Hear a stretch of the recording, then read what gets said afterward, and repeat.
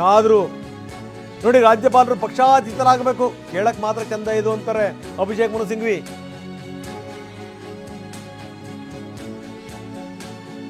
ರಾಜ್ಯಪಾಲರಂಗಿರಕ್ಕೆ ಸಾಧ್ಯನಾ?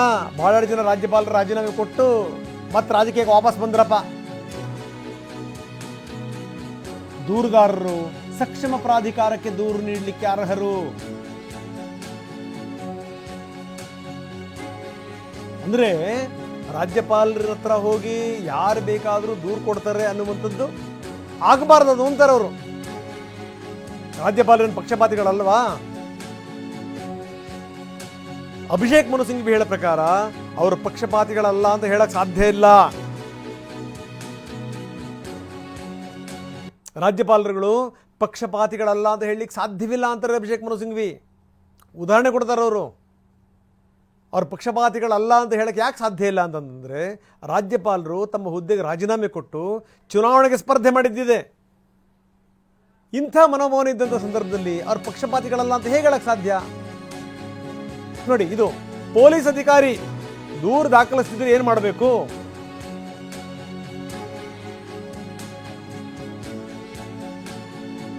ಖಾಸಗಿ ದೂರುದಾರರ ಮತ್ತೆ ಎಲ್ಲಿ ಹೋಗಬೇಕು? ಯಾರನ್ನು ಕೇಳಬೇಕು ಅವರು? ಪೊಲೀಸ್ ಅಧಿಕಾರಿ ದೂರು ತಗೋಬೇಕು, ತಗೊಳ್ಳಲ್ಲ ಅವರು.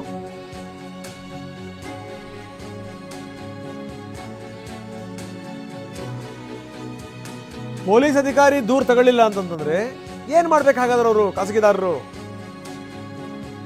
ಆಗ ಹೈಕೋರ್ಟ್ಗೆ ರಿಟ್ ಅರ್ಜಿ ಸಲ್ಲಿಸಲಿಕ್ಕೆ ಅವಕಾಶ ಇದೆಯಲ್ಲ. ಇದು ಅಭಿಷೇಕ್ ಮನು ಸಿಂಘ್ವಿ ಕೇಳುವಂತ ಪ್ರಶ್ನೆ. ಅವ ಬೇಕಿದ್ರೆ ಅವರು ಹೋಗ್ಲರು, ಹೈಕೋರ್ಟಿಗೆ ಹೋಗ್ಲಿ, ತನಿಖೆಗೆ ನಿರ್ದೇಶನ ಕೊಡಿ ಅಂತ ಅವ್ರು ಕೇಳಲಿ ಹೈಕೋರ್ಟ್ನ. ಏನ್ ರಾಜ್ಯಪಾಲರ ಹತ್ರ ಹೋಗ್ಬೇಕಾ ಅಂತ? ಇಲ್ಲಿ ಬರುವಂತ ಪ್ರಶ್ನೆ, ರಾಜ್ಯಪಾಲರ ಹತ್ರ ಯಾಕೆ ಹೋಗಬಾರದು ಅಂತ. ಅದು ಗೊತ್ತಿಲ್ಲ ಅಭಿಷೇಕ್ ಮನು ಸಿಂಘ್ವಿ ಅವರಿಗೆ ಇಂಥ ಒಂದು ಅವಕಾಶ ಇದೆ ಕಾನೂನಿನಲ್ಲಿ ಅಂತ ಗೊತ್ತು. ಆದರೂ ಕೂಡ ಅವರು ವಾದ ಮಂಡನೆಯ ರೀತಿ ಅದು. ಎಲ್ಲ ವಿವರಗಳನ್ನು ಇಟ್ಕೊಂಡೇ ಎಲ್ಲವನ್ನೂ ಕೂಡ ಅಧ್ಯಯನ ಮಾಡಿನೇ. ಯಾಕಂದರೆ ಅಭಿಷೇಕ್ ಮನು ಸಿಂಘ್ವಿ ಈ ದೇಶದ ಈ ಮುಂಚೂಣಿಯಲ್ಲಿರುವಂಥ ಕಾನೂನು ತಜ್ಞರಲ್ಲಿ ಅವರು ಕೂಡ ಒಬ್ಬರು. ಗೊತ್ತಿರಲ್ವ ಅವ್ರಿಗೆ? ಗೊತ್ತಿದೆ. ಅವ್ರು ಹೇಳ್ತಾರೆ, ರಾಜ್ಯಪಾಲರ ಹತ್ರನೇ ಯಾಕೆ ಹೋಗಬೇಕು? ರಾಜ್ಯಪಾಲರ ಹತ್ರನೇ ಹೋಗಿ ದೂರು ಕೊಡಬೇಕಾ? ಕೊಡಬಾರದು. ಹೋಗಲಿ, ಹೈಕೋರ್ಟಿಗೆ ಹೋಗಲಿ, ಕೇಳಲಿ ಹೈಕೋರ್ಟನ್ನು. ನಮ್ಮ ಪರ್ಮಿಷನ್ ಕೊಡಿ ಸ್ವಾಮಿ, ಈ ರೀತಿ ನಿರ್ದೇಶನ ಕೊಡಿ ಸ್ವಾಮಿ ಅಂತ ಕೇಳಲಿ. ಅದನ್ನು ಬಿಟ್ಟು ರಾಜ್ಯಪಾಲರ ಹತ್ರನೇ ಯಾಕೆ ಹೋಗಬೇಕು? ಇಲ್ಲಿ ಬರುವಂಥ ಪ್ರಶ್ನೆ, ರಾಜ್ಯಪಾಲರ ಹತ್ರ ಯಾಕೆ ಹೋಗಬಾರದು? ಇಲ್ವಾ ಕಾನೂನಲ್ಲಿ ಅವಕಾಶ? ಹಾಗಾದರೆ ರಾಜ್ಯಪಾಲರ ಹತ್ರ ಹೋಗೋಕ್ಕೆ? ಆವಾಗ ಅಭಿಷೇಕ್ ಮನು ಸಿಂಘ್ವಿ ಹೇಳೋ ಮಾತು, ರಾಜ್ಯಪಾಲರು ಪಕ್ಷಾತೀತರಾಗಿರಬೇಕು. ಆದರೆ ರಾಜ್ಯಪಾಲ ಪಕ್ಷಾತೀತ ಅನ್ನುವಂಥ ಮಾತಿದೆಯಲ್ಲ, ಕೇಳಲಿಕ್ಕೆ ಚಂದ ಅಷ್ಟೇ. ಅದು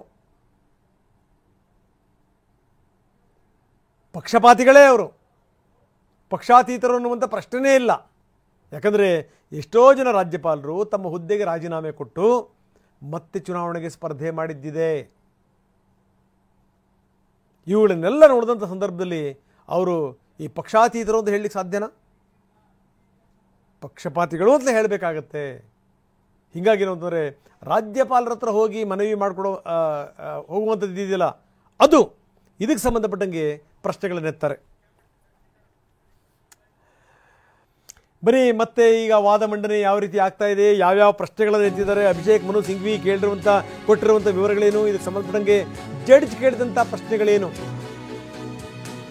ರಾಜ್ಯಪಾಲರು ಪಕ್ಷಪಾತಿಗಳು, ಪಕ್ಷಾತೀತ ಅನ್ನೋದನ್ನ ಒಪ್ಕೊಳ್ಳಲ್ಲ. ಬಹಳಷ್ಟು ಜನ ರಾಜ್ಯಪಾಲರು ರಾಜೀನಾಮೆ ಕೊಟ್ಟು ಮತ್ತೆ ಅವರು ಸ್ಪರ್ಧೆ ಮಾಡಿದ್ದಿದೆಯಲ್ಲ, ಅದು ನೋಡಿದ್ರೆ ಗೊತ್ತಾಗುತ್ತೆ.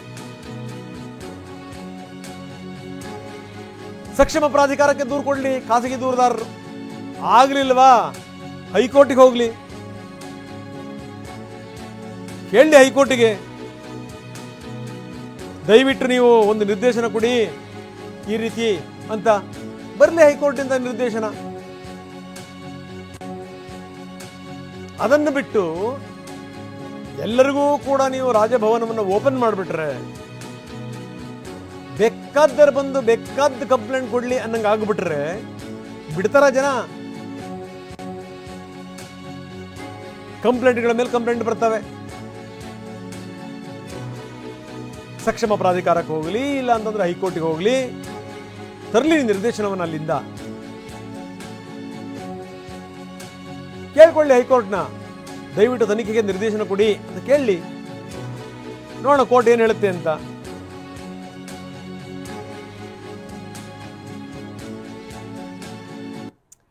ಮುಖ್ಯಮಂತ್ರಿಗಳ ಪರವಾಗಿ ವಾದ ಮಂಡನೆ ಆಗ್ತಾ ಇದೆ.